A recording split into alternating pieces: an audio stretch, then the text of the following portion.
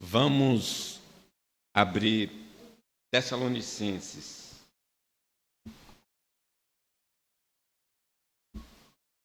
Capítulo 1, do 2 Tessalonicenses, capítulo 1, do 13 ao 12.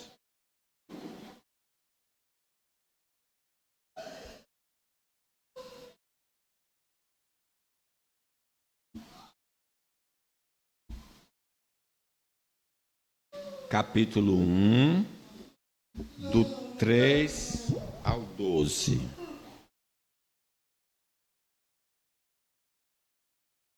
Segunda Tessalonicenses,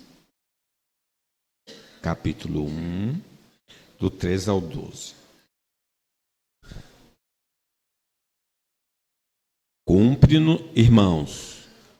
Cumpre-nos dar sempre graças a Deus no tocante a vós outros, como é justo, pois a vossa fé cresce sobremaneira e vosso mútuo amor de uns para com os outros vai aumentando, a tal ponto que nós mesmos nos gloriamos de vós nas igrejas de Deus, à vista da vossa constância e fé, em todas as vossas perseguições e nas tribulações que suportais, sinal evidente do reto juízo de Deus, para que sejais considerados dignos do reino de Deus, pelo qual, com efeito, estais sofrendo. Se de fato é justo para com Deus, que ele dê em paga tribulação aos que vos atribulam. E a vós outros que sois atribulados, alívio juntamente conosco, quando do céu se manifestar o Senhor Jesus com os anjos do seu poder, em chama de fogo, tomando vingança contra os que não conhecem a Deus e contra os que não obedecem ao Evangelho de nosso Senhor Jesus.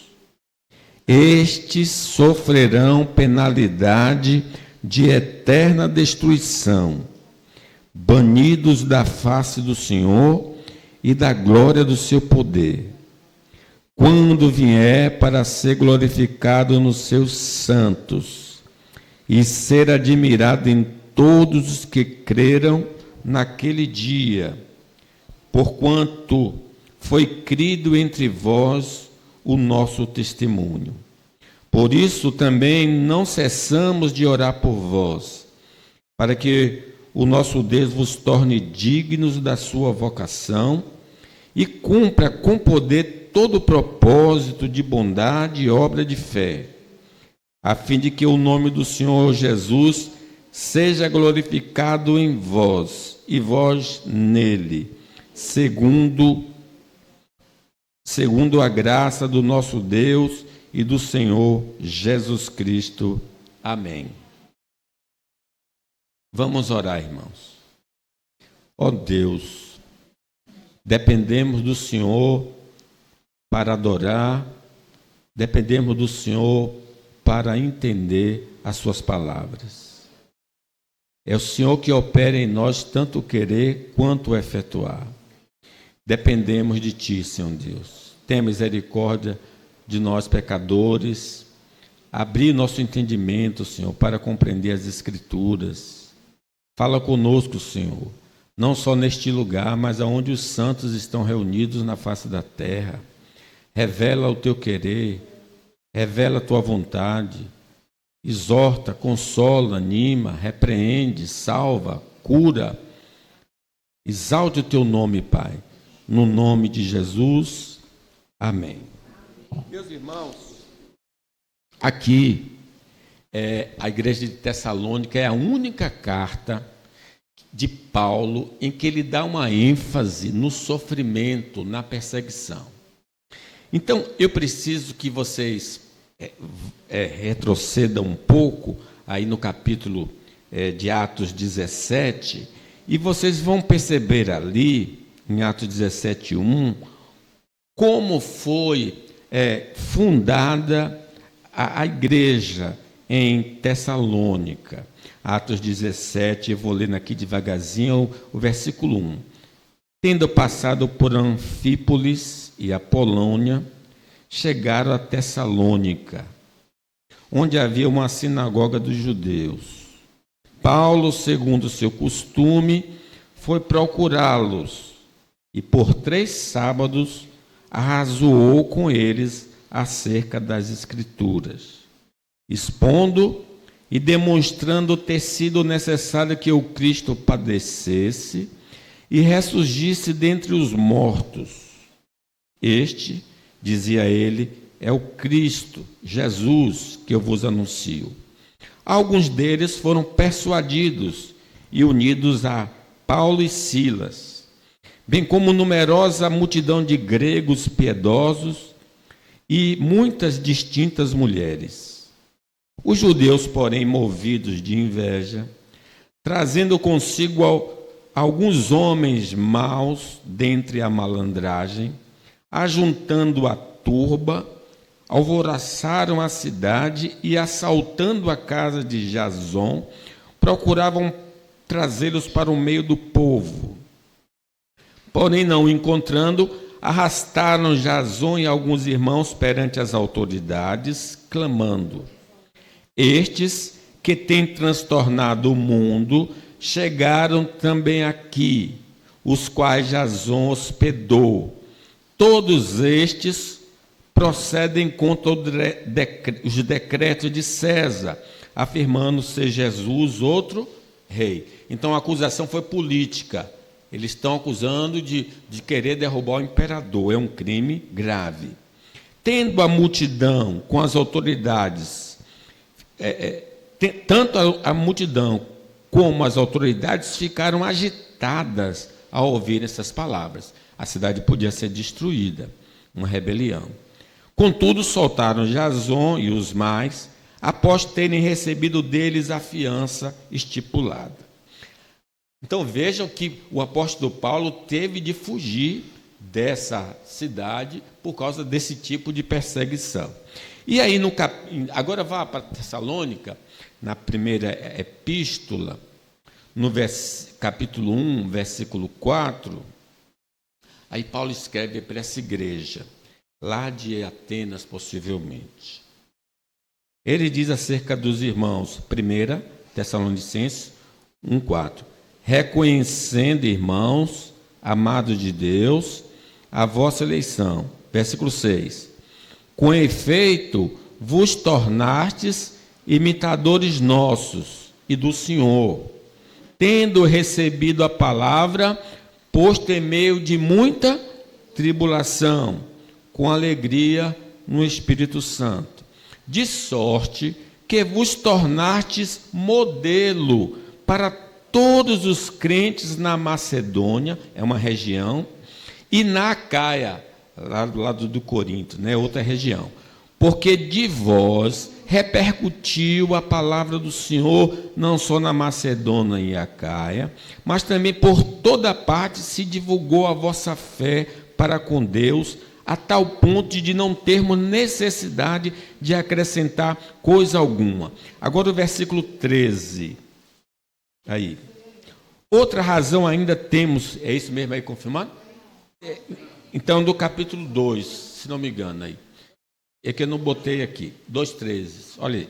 Outra razão ainda temos nós, para incessantemente dar graças a Deus, é que tendo vós recebido a palavra, que de nós ouvistes, que é de Deus, acolheste não como palavra de homens, e sim como em verdade é palavra de Deus, a qual com efeito está operando eficazmente em vós, os que crerdes.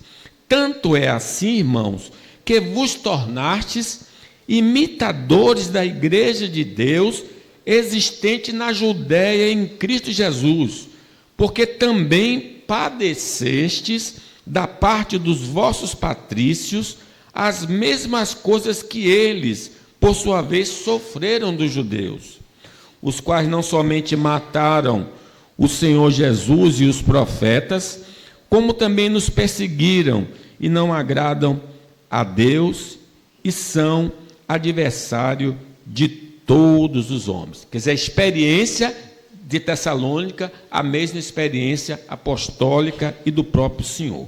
Aí agora, no capítulo 3 dessa epístola, Paulo saiu corrido, fugiu ali, e ele disse: será que os irmãos vão permanecer na fé diante da perseguição? Ali, o versículo 2 do capítulo 3. Enviamos nosso irmão Timóteo, ministro de Deus, no Evangelho de Cristo, para, em benefício da vossa fé, confirmar-vos e exortar-vos, a fim de que ninguém se inquiete com estas tribulações, porque vós mesmos sabeis que estávamos designados para isto. Estamos designados para isso. Pois quando ainda estávamos convosco, predizemos que iríamos ser afligidos, o que de fato aconteceu e é do vosso conhecimento. Foi por isso que, já não me sendo possível continuar esperando, mandei indagar o estado da vossa fé, temendo que o tentador vos provasse e se tornasse inútil o nosso labor. Agora, porém, com o regresso de Timóteo, vindo do vosso meio, trazendo-nos boas notícias da vossa fé e do vosso amor, e ainda de que sempre guardais lembrança de nós, desejando muito ver-nos, como aliás também nós a vós outros. Sim, irmãos, por isso fomos consolados acerca de vós pela fé, apesar de todas as vossas privações e tribulação, porque agora vivemos, se é que estás firmado em Cristo. Então, qual é a marca dessa igreja? Fidelidade. Fidelidade inabalável no Senhor, em condições bem desfavoráveis. Observe aí no versículo 4, que agora da segunda epístola, que ele confirma essa fidelidade inabalável em Cristo dos Tessalonicenses. Vamos ler o versículo 4? Nós lemos 2 Tessalonicenses, capítulo 1, versículo 4. A tal ponto que nós mesmos nos gloriamos de vós nas igrejas de Deus, à vista da vossa constância e fé em todas as vossas perseguições e nas tribulações que suportais. Leamos o 5 também.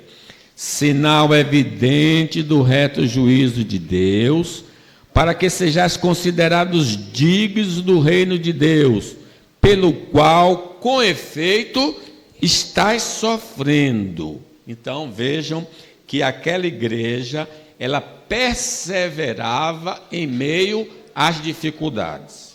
Então, vamos aprender algumas coisas aqui. Em primeiro lugar, essa fidelidade inabalável é o tema da mensagem, fidelidade inabalável em Cristo. Em primeiro lugar, a persistência, a perseverança na fé revela a fé autêntica em Cristo.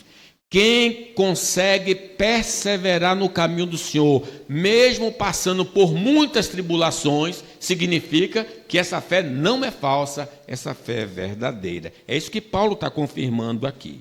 A fé verdadeira no Senhor Jesus Cristo suporta as provações e tentações que acontecerão ao longo da jornada cristã. Não se engane, no mundo tereis aflições. Mateus 7, 24 diz assim: todo aquele, pois, que ouve essas minhas palavras e as pratica, será comparado a um homem prudente que edificou a sua casa sobre a rocha. Caiu a chuva, transbordaram os rios, sopraram os ventos e deram com ímpeto contra aquela casa, que não caiu, porque fora edificada sobre a rocha, firme. Todo aquele que ouve essas minhas palavras e não as pratica, será comparado a um homem insensato, que não tem a fé verdadeira.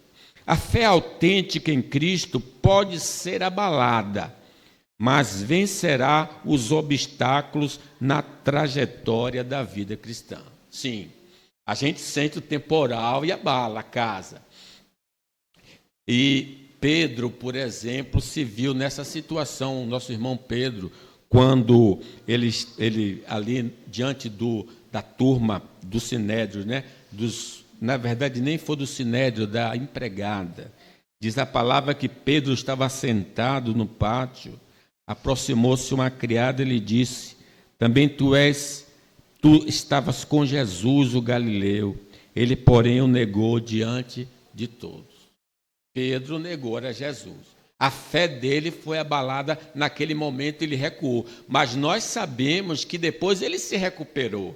Diante do Sinédrio, ele disse: olha, Jesus é o caminho, nós vamos continuar falando dele sim, ainda que isso curte a nossa vida, né? A fé genuína, irmãos, no Senhor Jesus, não nos impede de passar por aflições, mas pode nos jogar no olho da dificuldade. Por que eles estavam vivenciando as dificuldades? Porque eles estavam sendo perseguidos, porque eles creram no Senhor Jesus Cristo. As pessoas pensam que fé é para afastar todo o mal da vida. Não, a fé vai atrair o mal para a sua vida, porque o universo contrário a Deus vai pelejar contra nós. Diz o apóstolo Paulo aos Tessalonicenses: portanto, nunca deixamos de agradecer a Deus, pois quando vocês receberam de nós a mensagem dele, não consideraram nossas palavras meras ideias humanas, mas a aceitaram como palavra de Deus, o que sem dúvida são. E essa mensagem continua atual em vocês, os que creem. E então, irmãos, vocês foram perseguidos pelos seus próprios patriotas, tornando-se assim imitadores das igrejas de Deus em Cristo Jesus na Judéia. Então, a palavra de Deus é que atraiu a dificuldade na vida dos irmãos. A fé real em Cristo não elimina os instrumentos do mal, mas nos conserva no caminho, apesar de grande tentação. Então, você vai vencer sim, porque maior o que está em você do que o que está no mundo. Diz o apóstolo Paulo: em todas as situações, levantem o escudo da fé para deter as flechas de fogo do maligno. A verdadeira fé em Cristo pode estar em níveis diferentes em cada um cristão, por causa da sua estatura espiritual. Sim, a fé deveria estar bem grande, forte em nós, mas infelizmente Jesus disse: grande é a sua fé, homem de pequena fé. Então a fé tem níveis, vai depender do seu convívio com Deus, da sua intimidade com Deus. Isso vai lhe dar mais segurança. Paulo chega a escrever aos Romanos: aceite os que são fracos na fé. É aquela questão da comida. Não vou comer um acarajé, se comer um acarajé o demônio entra na minha vida, entra na minha casa. Então é fraco na fé. Então outros são fortes e conseguem comer tudo, né? A fé autêntica em Cristo não fica atraída por complementos para a fé. A nossa fé em Cristo é suficiente, irmãos. Não precisamos de nenhum tipo de adorno, de nenhum complemento, de nenhuma boa obra. Crê somente e será salvo. A fé autêntica em Jesus é aprovada nos testes da veracidade. Pode botar a nossa fé no fogo, que ela vai sobreviver, porque ela não é nossa, ela é de Deus. Ela vai resistir a qualquer temporal, inclusive a grande tribulação. Nós vamos vencer, se tivermos de passar por ela. A fé autêntica em Cristo não se altera com o passar do tempo. Fui novo e agora sou velho. e continuo crendo no Senhor Jesus Cristo. É tão bonito a gente ver assim, essa caminhada longa na fé, né, irmãos? Fidelidade inabalável a Cristo. Em segundo lugar, a persistência aponta acesso ao reino de Deus. Que coisa maravilhosa. Quem está perseverando no caminho do Senhor, apesar das lutas, está indicando que essa pessoa vai entrar no novo céu, na nova terra. Observe aí, versículo 5, leamos.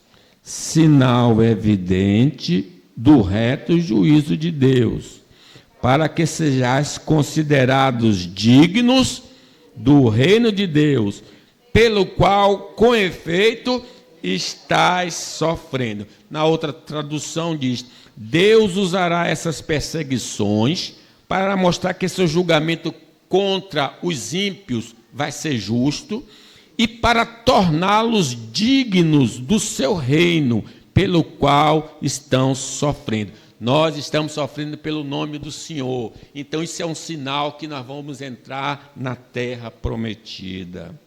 Todo aquele que não desistir de continuar seguindo a Jesus nesta vida, apesar do sofrimento, será recompensado pelo Senhor da glória. Lembra que aquela semente que cai entre as pedras, ela cresce com alegria, e sou de Jesus, sou de Jesus. Mas quando vem a tribulação, elas abandonam o caminho do Senhor. A igreja de Esmirna, o Senhor diz assim: não temas as coisas que tens de sofrer. Ele diz, não vai sofrer não. Ele diz, não temas as coisas que tens de sofrer. Eis que o diabo está para lançar em prisão alguns dentre vós, para serem expostos à prova, e tereis tribulação de 10 dias. Sê fiel até a morte, e dar-te-ei a coroa da vida. Louvado seja o Senhor. As lutas que cada crente passa nesta vida vão determinar a dimensão do seu galardão. Não é comum hoje, mas no meu tempo de jovem, se falava muito da coroa de ouro que a gente ia receber. É coroa pesada, coroa murcha. E o Senhor disse, eu não sei o que é isso, mas, por exemplo, Jesus fala que o inferno parece que tem dimensões do inferno. É inferno em qualquer lugar nesse chamado inferno, mas o Satanás vai estar na profundeza do inferno, num lugar bem quente, vamos dizer assim. Assim também são as recompensas. Por exemplo, será que você vai estar do lado direito de Jesus? Lembra que Tiago, os irmãos ficaram brigando? Senhor, a mãe, Senhor, no seu reino, que meus filhos, um fique à sua direita, à sua esquerda. Aí Jesus disse, olha, eu não posso decidir isso. Quem vai decidir isso é o meu Pai. Então será uma honra. Bem-aventurados perseguidos por causa da justiça, porque deles é o reino dos céus. Bem-aventurados sois quando por minha causa vos injuriarem, vos perseguirem, e mentindo disserem todo mal contra vós. Regozijai-vos e exultai, porque é grande o vosso galardão nos céus. Os que não renunciarem sua própria vida por causa da fé em Cristo, não terão acesso ao reino de Deus. Quem quer vir após mim, negue-se a si mesmo, tome a sua cruz e siga-me. Os que vão viver no paraíso não abrem mão de andar com o Senhor, mesmo que lhe curte a reprovação da sociedade alienada de Deus.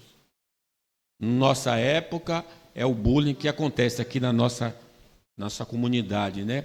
Brasil. As pessoas gostam de ridicularizar o crente, de fazer piadinhas, e às vezes a gente fica até com receio e se omite dizendo que é servo do Senhor. Mana Maria posta o pessoal lá do outro lado perdendo a vida, mas não negando a fé. Então nós precisamos, se somos do Senhor, não ter vergonha. Diz o hino nosso, direi ao mundo que sou crente, não me envergonho de o dizer. Quem tem morada garantida no novo céu e nova terra, não aceitarão as crenças que não condizem com os ensinamentos de Cristo, mesmo que lhe custe a própria vida. Era o que estava acontecendo ali em Tessalônica. Ou eles abriam mão de Jesus como rei, como o Senhor, ou César. E se eles abrissem mão de Jesus, eles iriam ter a sua vida poupada. Mas se continuassem seguindo a Jesus, eles perderiam a vida, o que aconteceu no Império Romano com muitos irmãos. Os moradores das mansões celestiais não abandonam a Cristo por dificuldade econômica, familiar e saúde. Continua servindo a Deus com todas as suas tribulações. Continue firme, fiel, e você será recompensado. Fidelidade inabalável a Cristo. Em terceiro lugar, a permanência na fé está associada a muitas dificuldades na vida cristã. Quando a gente convida um amigo para a igreja, aí diz, vem, Rafa, para a igreja, sua vida vai mudar, vai ficar jóia, vai ficar maravilhosa. Não é assim que a gente convida? Vá, você está tão atribulado, vá para a igreja. Na igreja, todos os males vão sair da sua vida vai ficar uma rosa. Olha, não é bem assim, não. Paulo diz que importa, através de muitas tribulações, entremos no reino dos céus. Sim, porque se há perseverança, significa que há teste, há prova, há tentações, há provações. Não é uma coisa de boa, de praia, não. Vai acontecer, sinal evidente dos retos juízos de Deus, versículo 5, para que sejas considerado digno do reino de Deus, pelo qual com efeito estás sofrendo. Versículo 6, e de fato, se de fato é justo para com Deus que ele dê em paga tribulação aos que vos atribulam, os perseguidores, e a vós outros que sois atribulados, alívio não agora, no mundo tereis aflições. O ensino bíblico nos adverte que teremos muitas experiências de desconforto ao longo da vida de fé em Cristo Jesus.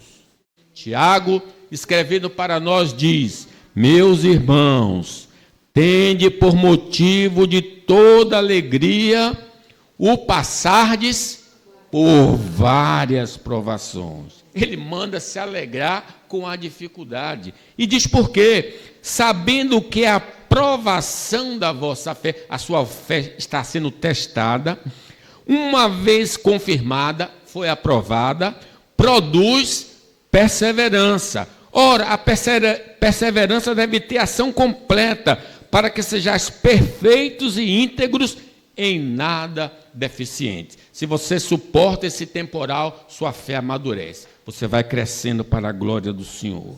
A palavra de Deus revela que se não retrocedermos diante das dificuldades, nossa fé em Cristo será aperfeiçoada. Não seja reprovado, seja aprovado. Seja como Jó, diante da perda da saúde, dos bens, dos filhos, ele não arredou o pé do Senhor. Diz Pedro, nisso exultais, embora no presente, por breve tempo, se necessário, sejais contristados por várias provações, para que, uma vez confirmado o valor da vossa fé, muito mais preciosa do que o ouro perecível, mesmo apurado por fogo, redunde em louvor e glória e honra na revelação de Jesus Cristo, a quem não havendo visto, amais, no qual não vendo, mas crendo, exultais com alegria indizível e cheia de glória, obtendo o fim da vossa fé, a salvação de vossa alma. As situações de sofrimento têm prazo de validade. Vocês sabiam disso? Quando ele diz lá para a igreja de Esmirna, diz, tereis tribulação de quanto tempo? 10 dias. quer dizer, é temporária. Diz o apóstolo Paulo, porque para mim tenham por certo que os sofrimentos do tempo presente não podem ser comparadas com a glória a ser revelada em nós. Sim, estamos sofrendo assim, mas a glória é algo glorioso, não dá para se comparar. A ardente expectativa da criação aguarda a revelação dos filhos de Deus, pois a criação está sujeita à vaidade, não voluntariamente, mas por causa daquele que a sujeitou, na esperança de que a própria criação será redimida do cativeiro da corrupção, para a liberdade da glória dos filhos de Deus. Porque sabemos que toda a criação a um só tempo geme e suporta angústias até agora. E não somente ela, mas também nós que temos as primícias do Espírito. É como se uma Leia tardar para dar à luz. Então as dores de parto começam, se intensificar. Assim é a nossa vida neste mundo. A origem das experiências amargas começou na nossa existência com a queda dos nossos pais. Ali começou toda a desgraça. Por um homem entrou o pecado. Pelo pecado, a morte. A morte passou a todos os homens. Por isso todos pecaram. Depois que Deus nos converteu, irmãos, nossas dificuldades aumentaram. Sabe por quê? Porque antes nós só tínhamos dificuldades da existência humana. O que os homens sofrem, desemprego, dor, doença. Mas agora temos o diabo contra nós, temos a carne contra nós e temos o mundo contra nós. Aceita Cristo e se intensifica a batalha. As tribulações enviadas pelos nossos adversários, que têm como propósito nos fazer apostatar da fé ou então prejudicar o nosso testemunho, mas nossa perseverança anula os planos do diabo. Ele quer nos destruir, mas resistir ao diabo e ele fugirá de vós. Os conflitos na vida cristã são permanentes, mas quando acontece, não são permanentes, mas quando acontece, pode ser curto ou longo. Talvez você está perguntando, quando é que isso vai passar, pastor? Não sei. Talvez demore só um pouquinho.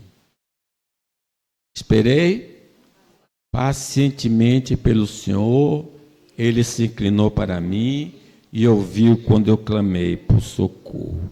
Não importa o tempo da tortura, precisamos perseverar até o fim. Fidelidade inabalável a Cristo. Em quarto lugar, a conservação da fé tem promessa de livramento permanente. Versículo 7, leamos. Ó a promessa para nós. E a vós outros, que sois atribulados, alívio juntamente conosco, quando do céu se manifestar o Senhor Jesus com os anjos do seu poder. Nós não entendemos muito bem a expressão Maranata, ora vem Senhor Jesus. Não entendemos. Eu vou explicar por quê. Deus em Cristo nos livrou da condenação eterna, da escravidão da carne, do mundo e de Satanás. Ele nos tirou do império das trevas para o reino do Filho do seu amor. Na jornada da vida cristã, é o Senhor que nos sustenta e liberta das situações aflitivas, porque eleva os meus olhos para os montes, o meu socorro vem do Senhor, que fez os céus e a terra. É o Senhor que te guarda. O Senhor te guardará de todo mal. O Senhor guardará a tua saída e a tua entrada desde agora e para sempre. Ele está com você, Ele está conosco. Às vezes, Deus usa instrumentos que nos prejudicam para levarmos a sua presença, onde há isenção de qualquer aflição. Vocês sabiam disso? Tirou a vida do crente. Foi Deus que enviou aquele instrumento para levar o servo do Senhor à presença dele. E lá nesse momento, nesse estágio, ele não enfrenta mais nenhum tipo de dificuldade. Por isso Paulo diz, todas as coisas cooperam para o bem daqueles que amam a Deus, daqueles que são chamados pelo seu decreto. Deus nos prometeu que as experiências dolorosas são por Ele controladas e sua intensidade é de acordo com a nossa capacidade. Vocês lembram dessa passagem? Não veio sobre vós tentação senão humana, mas Deus é fiel e não permitirá que sejais tentado além das vossas forças. Deus está no controle. As adversidades deste mundo são inevitáveis, mas Deus está nos protegendo até chegarmos ao paraíso celestial. Diz assim Apocalipse, quem são estes? São os que vieram da grande tribulação.